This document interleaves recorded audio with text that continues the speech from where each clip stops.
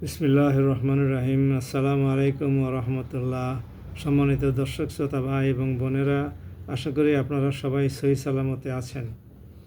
আমি আপনাদের সামনে এখন বাংলাদেশ এবং ভারত সম্পর্ক নিয়ে সামান্য কয়েকটা কথা আলোচনা করব। বাংলাদেশের মাননীয় প্রধানমন্ত্রী জনাব তারেক রহমান সাহেবকে ভারত সরকার ভারতে নিয়ে যাওয়ার জন্য বেশ তোড়জোড় শুরু করেছে। বিশেষভাবে বাংলাদেশের নির্বাচিত প্রধানমন্ত্রী হিসাবে প্রথমে মালয়েশিয়া এবং তারপরে চীন সফরের পরে ভারতের মধ্যে একটি উদ্বেগ ছড়িয়ে পড়েছে যে বাংলাদেশ তাদের হাতছাড়া হয়ে যায় কিনা। ভারত দীর্ঘদিন যাবৎ সে স্বাধীনতার অব্যবহিত পর থেকেই বাংলাদেশকে তাদের অনুগত রাষ্ট্র হিসেবেই চিনে এসেছে এবং সেভাবেই সে উদ্দেশ্যেই তারা বাংলাদেশের স্বাধীনতা সংগ্রামে সমর্থনও করেছিল পাকিস্তানকে দুর্বল করার জন্যে এবং বাংলাদেশকে তাদের অনুগত একটি দরিদ্র রাষ্ট্র হিসেবে দেখার জন্যে। 1947 সালে পাক ভারতের স্বাধীনতা লাভের পরে ভারতের যে প্রথম প্রধানমন্ত্রী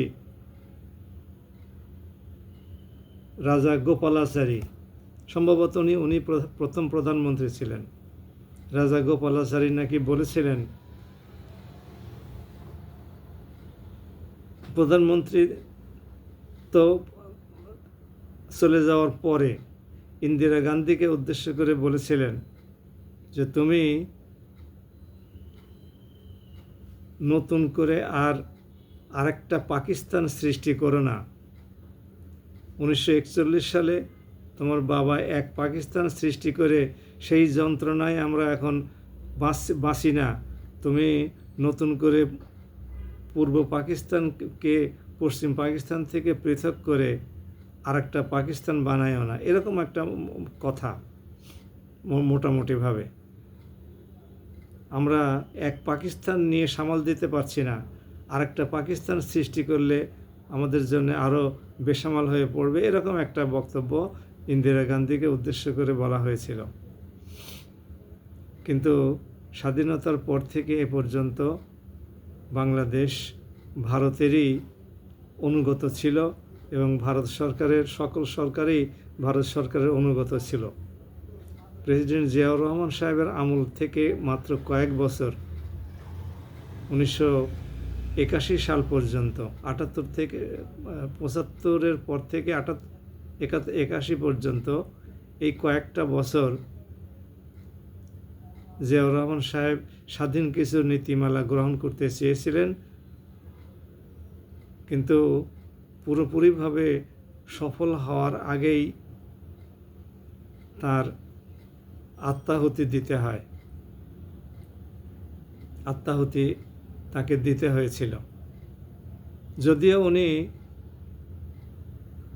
ওনার ক্ষমতা গ্রহণের পর থেকে 1975 সালের নভেম্বর মাসে ক্ষমতা গ্রহণের পর থেকে 1981 সালের শহীদ হওয়ার আগ পর্যন্ত ভারতের সাথে সুসম্পর্কই বজায় রেখেছেন।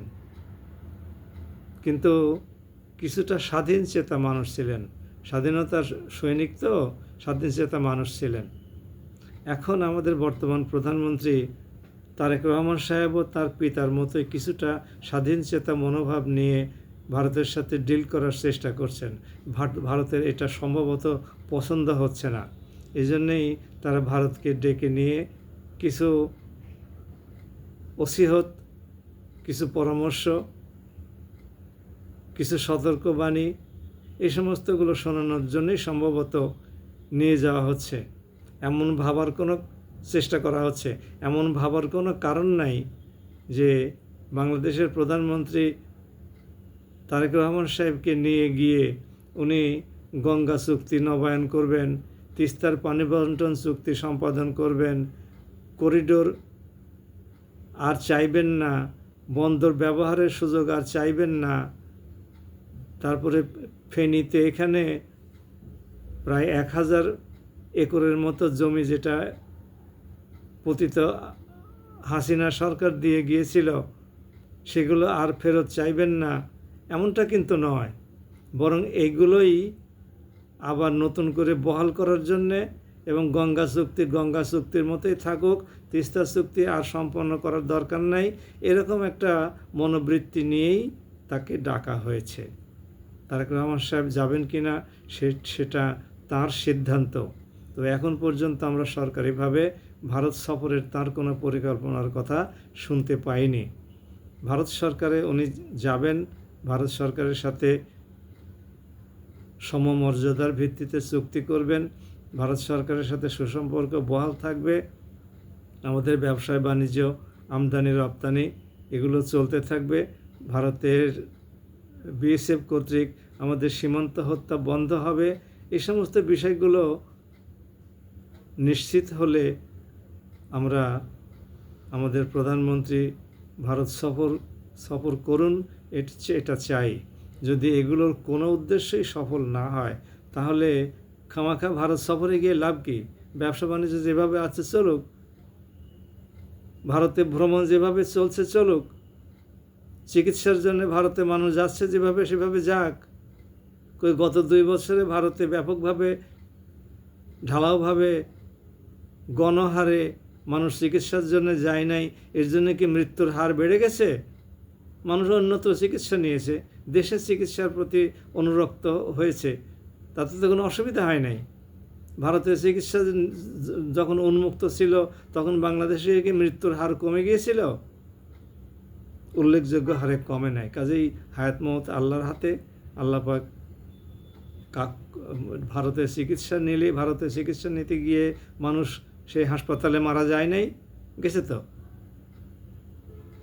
আবারও অনেকে সুস্থ হয়ে ফিরেও এসেছে, এই সমস্তগুলো হয়েছে। যাই হোক, আমরা আমাদের প্রধানমন্ত্রী ভারত যাবেন কি যাবেন না সেটা তার সিদ্ধান্তের ব্যাপার। তবে আমরা আশা করব যে তিনি ভারত সফরে গিয়ে বাংলাদেশের জন্যে কোনো আনুগত্য কিনে আনবেন না, বরং স্বাধীন এবং সমমর্যাদার ভিত্তি কিনে নিয়ে আসবেন, এবং তার ভিত্তিতেই বাংলাদেশ তার ভবিষ্যৎ পররাষ্ট্রনীতি, অর্থনীতি, সামরিক নীতি, রাজনীতি সেগুলো পরিচালনা করবে। আমরা এটাই প্রত্যাশা করি। আমরা আশা করি বাংলাদেশ সরকার আমাদেরকে হতাশ করবেন না, বাংলাদেশকে সমমর্যাদাপূর্ণ একটি স্বাধীন দেশের কাঠামোর উপরে স্থাপন রাখবেন এবং পরিচালনা করবেন। এই প্রত্যাশায় আজকের ভিডিও এখানে শেষ করছি। আমার ভিডিওটি আপনারা শেয়ার করতে চাইলে সাবস্ক্রাইব করুন, শেয়ার করুন, এবং আপনাদের কোনো মতামত থাকলে মতামত দিতে পারেন। সবাই ভালো থাকুন। আসসালামু আলাইকুম ওয়া রাহমাতুল্লাহ।